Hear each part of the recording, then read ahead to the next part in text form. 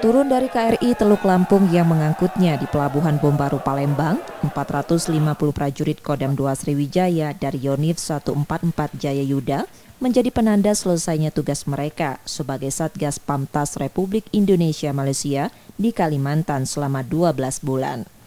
Pangdam 2 Sriwijaya yang menyambut kepulangan prajuritnya yang sempat menambah waktu tugas dari 9 bulan menjadi 12 bulan karena dinamika yang terjadi. Bangga karena selain tugas pokok menjaga patok perbatasan, prajurit juga mampu menggagalkan sejumlah pelanggaran hukum yang terjadi di perbatasan.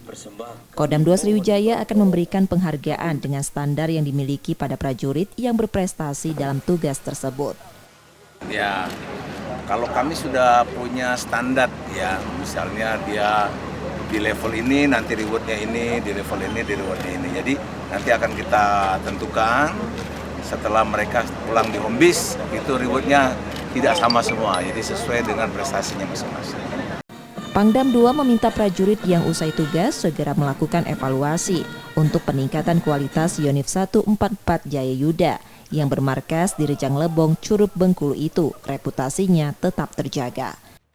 Tim Liputan Kompas TV, Palembang, Sumatera Selatan.